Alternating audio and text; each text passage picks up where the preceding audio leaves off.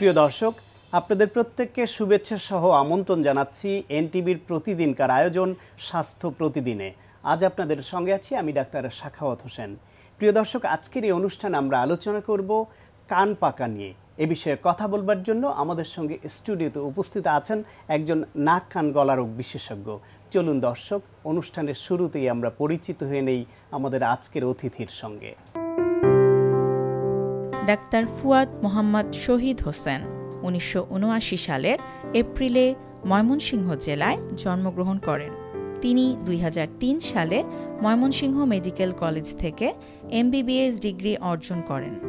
এরপর তিনি চিকিৎসা বিজ্ঞানে উচ্চতর ডিএলও ডিগ্রি লাভ করেন। বর্তমানে তিনি Holy Family Red Crescent Medical College হাসপাতাল এর নাক কান গলা বিভাগের কনসালটেন্ট হিসেবে কর্মরত আছেন। আপনাকে আমন্ত্রণ জানাচ্ছি আমাদের অনুষ্ঠানে। ধন্যবাদ আপনাকে আমাকে আমন্ত্রণ জানানোর জন্য।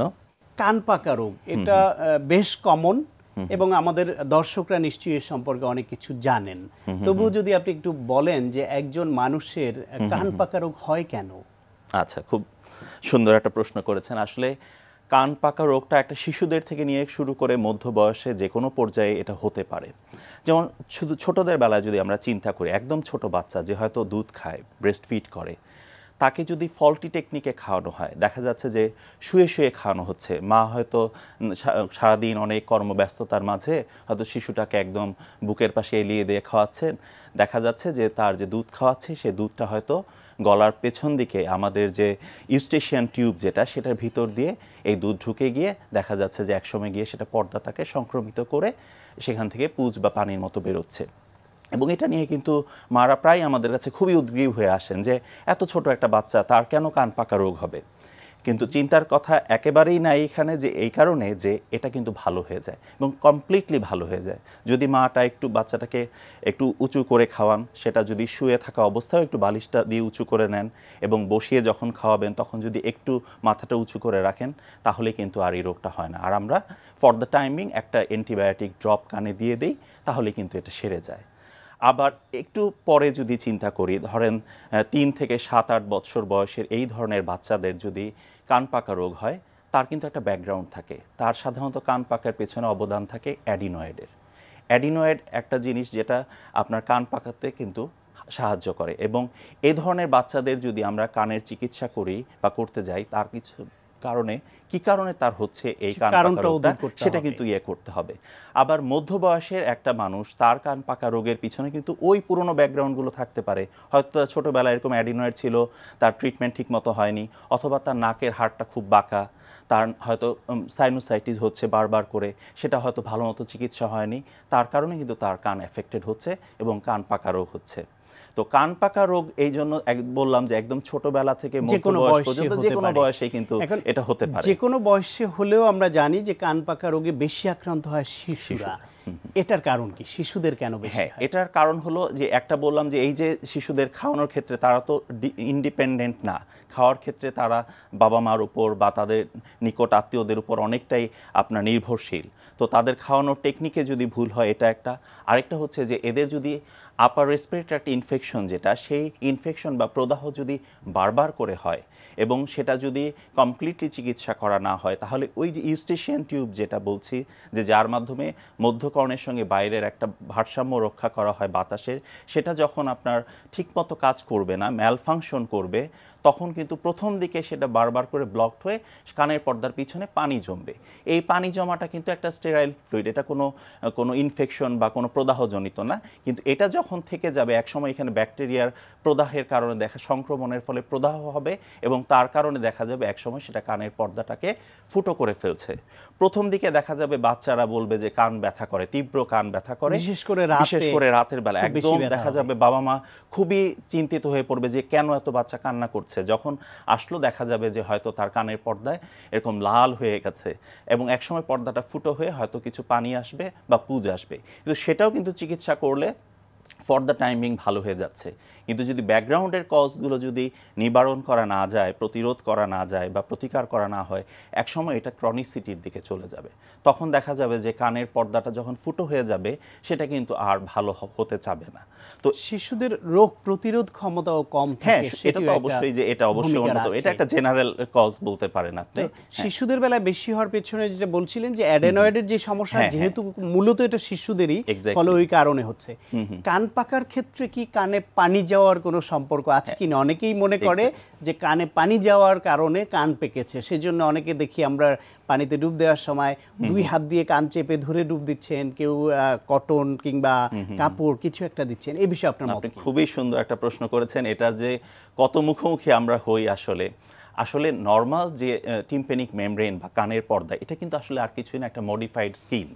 আমাদের চামড়ার উপরে পানি থাকলে সেটা যেমন একসময় শুকিয়ে যায়, তেমনি কানেও যদি আপনার পানি ঢুকে, একটা সাধারণ কানে যে কানের পর্দাটাতে কোনো লিক নাই বা কোনো সংক্রমণ নাই বা অন্য কোনো অসুখ নাই, তাতে কিন্তু আপনার কান পাকা রোগ হওয়ার কোনো সুযোগ নাই। কিন্তু কখন কান পাকা রোগ হতে পারে, তার কানে হয়তো কোনো আগে থেকে এক ধরনের প্রদাহ হয়ে আছে। সেখানে যদি একটা পুকুরের পচা পানি বা খারাপ পানি যদি ঢুকে, যার মধ্যে শৈবাল বা ব্যাকটেরিয়া জনিত সংক্রমণের ঝুঁকি আছে, সেটা কিন্তু প্রদাহটাকে আরো বাড়াবে। আর সবচেয়ে যেটা আমরা কান পাকার রোগ যদি একবার হয়ে যায়, কারো যদি দেখা যায় যে এই টিম্প্যানিক মেমব্রেনটা বা কানের পর্দাটা ফুটো হয়ে গেছে, তখন যদি উনি পুকুরে ডুব দিয়ে গোসল করে, তাহলে কিন্তু সেখানে পানি ঢুকে যাবে এবং পানি যখন ঢুকবে তখন যত চিকিৎসায় আপনি দেন না কেন ওই পানিটাই জয়যুক্ত হবে, তার কিন্তু এটা তাকে অ্যাগ্রাভেট করবে, এটা আরও তাকে বাড়িয়ে দিবে। এবং শুধু পুকুরে গোসল করে না, অনেকে বলে আমি তো পুকুরে গোসল করি না কেন, তারপরও কেন আমার কান পাকা রোগটা ভালো হচ্ছে না। যদি এমনিতে সে বাথরুমেও সে শাওয়ার নেয়, তখনও কিন্তু পানি ঢুকে যায়। আমরা জানি যে আলো, বাতাস এবং পানি, এই 3টা জিনিস যাওয়ার জন্য কিন্তু খুব সামান্য জায়গা হলেই চলে। এখন এটা থেকে যদি আমি বাঁচতে চাই, কি করতে পারে আমাদের পেশেন্টরা? খুব সহজ কিন্তু কাজটা, কিন্তু এখানে একটু ফাঁক থেকে যায়, রোগীর বোঝার মাঝে একটু ফাঁক থেকে যায়। তুলা, আপনি যেটা বললেন খুব সুন্দর করে, যে তুলাটা অলিভ অয়েল অথবা নারকেল তেলে, সর্ষের তেল না হলেই ভালো হয়, কারণ এটা একটু কড়া তেলটা, সেখানে ভিজিয়ে সেটা চিপে তারপরে সেই তুলাটা কানে দিয়ে গোসল করলেই হয়। অনেকে করেন কি যে তুলাটাকে ভেজান না, শুধু তুলাটা কানে দিয়ে গোসল করেন, এতে হয় কি পানি কিন্তু আরো বেশি ঢুকে, কারণ তুলা ভিজে সে পানিটা ভেতরে পানি ওটা অ্যাবজর্বেন্টের মতো, শোষকের মতো কাজ করে। আবার অনেকে আছে যে তেলে ঠিকই তুলাটাকে ভিজান, কিন্তু ওটা আর চিপে নেন না, ফলে হয় কি তেল সমৃদ্ধ তুলাটা দিয়ে উনি গোসল করতেছেন। আমরা যেটা চাই যে আসলে ওই যে তেল আর জল যে মিশে না, যে প্রবাদটা আমাদের মাঝে আছে এখানে আমরা কাজে লাগাই, যে একটা ওয়াটার ব্যারিয়ার হিসেবে কাজ করে এই তেলে ভিজানো তুলোটা, এবং এটা সবচেয়ে সহজ একটা পদ্ধতি।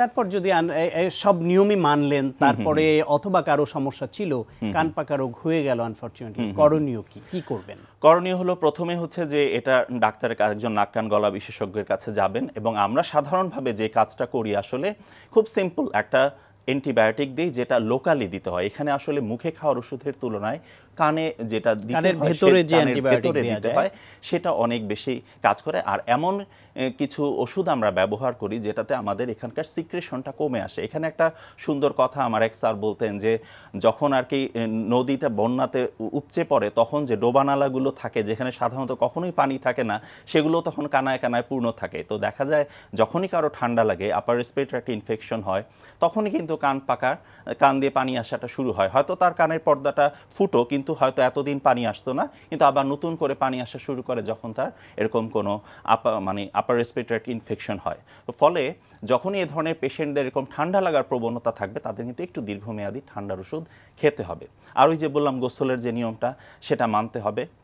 এটা হলো একটা ধাপের চিকিৎসা। একটা ধাপে এই কনজারভেটিভ ম্যানেজমেন্ট যদি ফেল করে, তারপরও ভালো হচ্ছে না, তখন এখানে একটা জিনিস খুব ইম্পর্টেন্ট, সেটা হচ্ছে যে কান পাকা রোগটাকে আমরা মোটা দাগে দুটো ভাগে ভাগ করি।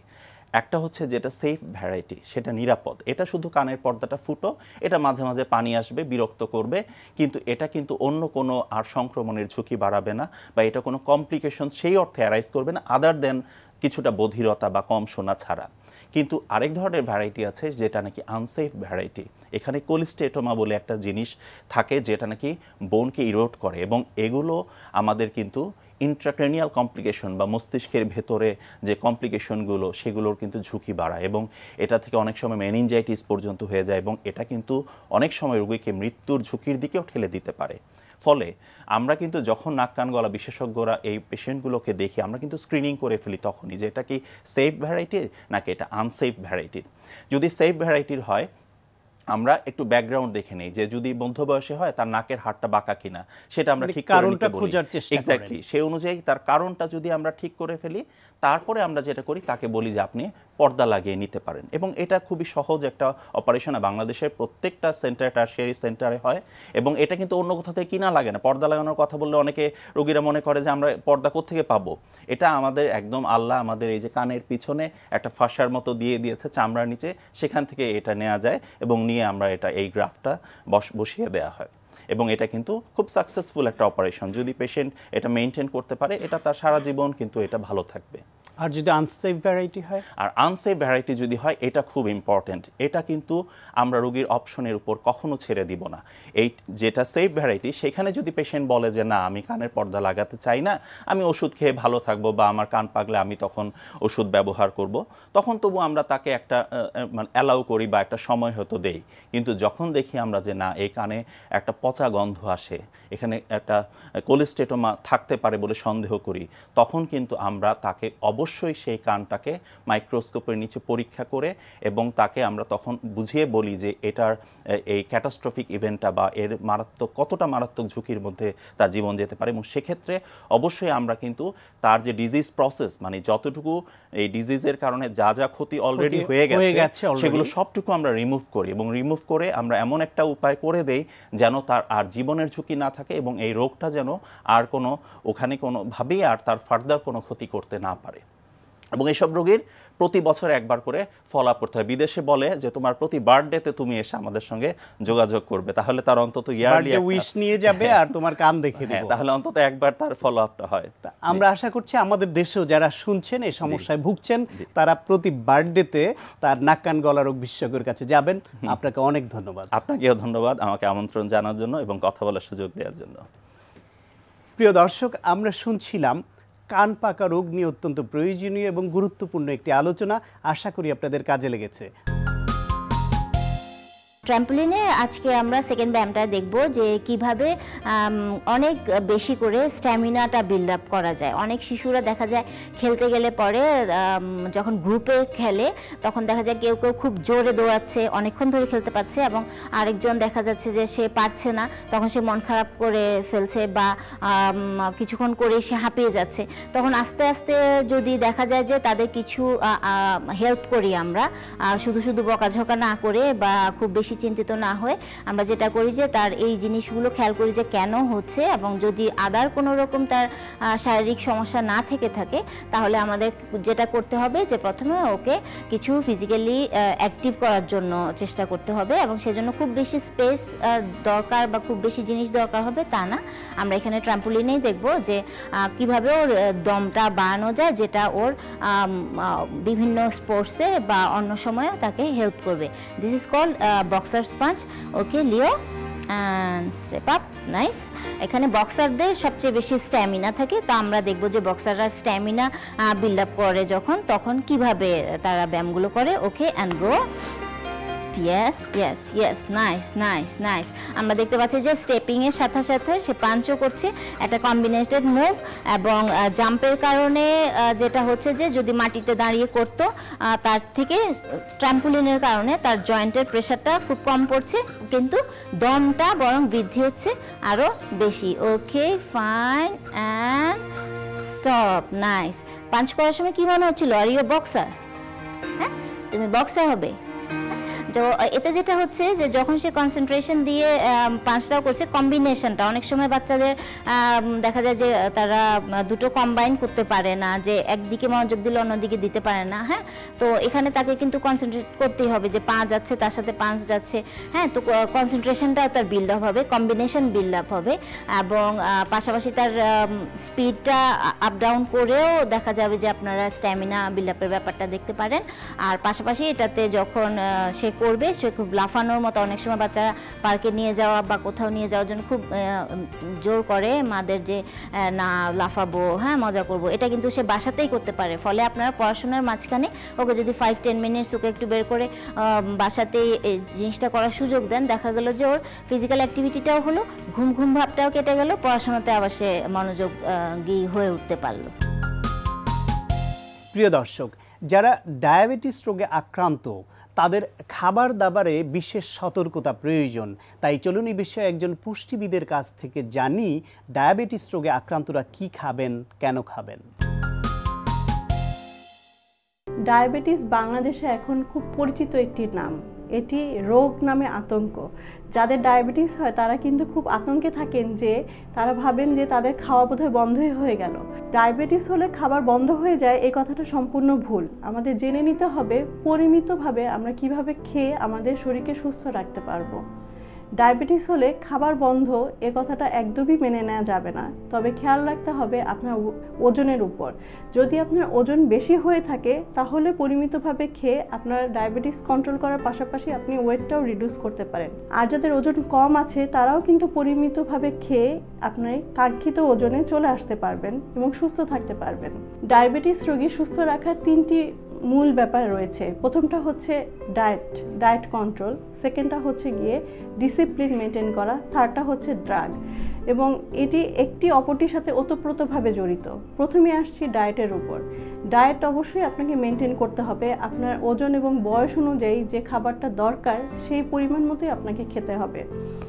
খেয়াল রাখতে হবে ডায়াবেটিস রোগীরা কখনোই খুব বেশি কার্বোহাইড্রেট জাতীয় খাবার খাবেন না, কারণ কার্বোহাইড্রেট থেকে আমাদের যে গ্লুকোজটা আসছে সেই গ্লুকোজটা থেকেই কিন্তু আমাদের ডায়াবেটিসের মূল প্রবলেম হয়ে থাকে। মিষ্টি জাতীয় খাবার আপনারা যতটাই পারেন অ্যাভয়েড করবেন, পাশাপাশি আপনারা মডারেট প্রোটিনটা খাবেন। এই প্রোটিন জাতীয় খাবারটা আসবে মাছ, মাংস থেকে, ডিম থেকে। তবে ডাল জাতীয় খাবারটা যত কম খাওয়া যায় ততই ভালো। বিশেষ করে যারা 40 আপ আছেন বয়সে, যাদের কিডনির প্রবলেম আছে, তারা ডালটা একদমই খাবেন না। আর যারা ভালো আছেন, সুস্থ আছেন বা ডায়াবেটিস আছে, তারা একবেলা ডাল খাবেন। এই ডালটার মধ্যে আপনি মুগ ডালটা খেলে সবচেয়ে ভালো। এরপরে আসছি ফ্যাট জাতীয় খাবার। ফ্যাট জাতীয় খাবারটা আপনার খুবই কম পরিমাণ খেতে হবে। আপনি সারাদিনের মেনুতে যদি 5 চামচ তেল রাখেন তাহলেই আপনার জন্য যথেষ্ট।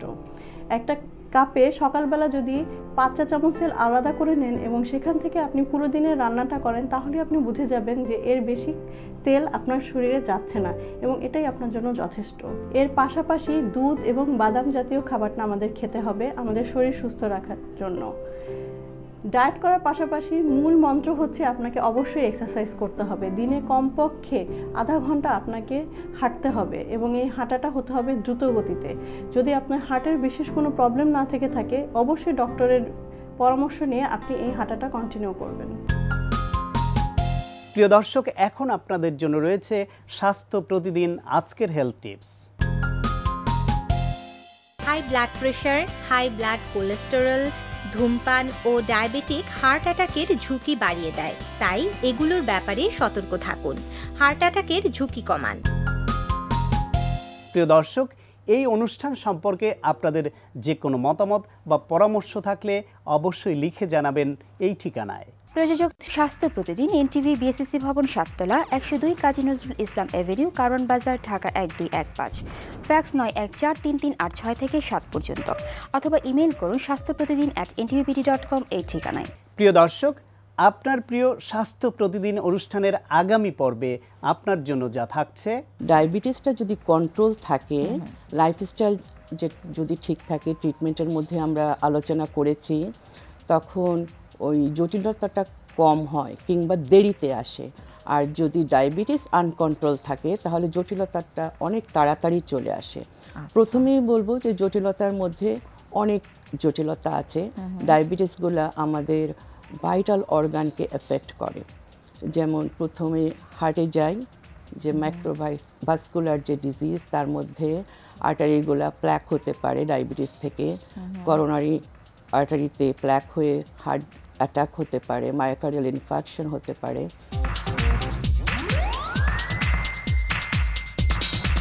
প্রিয় দর্শক, বিশ্বের যে কোনো প্রান্ত থেকে যে কোনো সময় এনটিভিতে সম্প্রচারিত আপনার প্রিয় স্বাস্থ্য প্রতিদিন অনুষ্ঠান দেখার জন্য ভিজিট করুন আমাদের পূর্ণাঙ্গ ওয়েব পোর্টাল www.ntvbd.com। দর্শক, আজ এ পর্যন্তই। সবাই ভালো থাকুন এবং সুস্থ থাকুন। দেখা হবে আগামীকাল ঠিক একই সময়ে আপনার প্রিয় এনটিভির পর্দায়।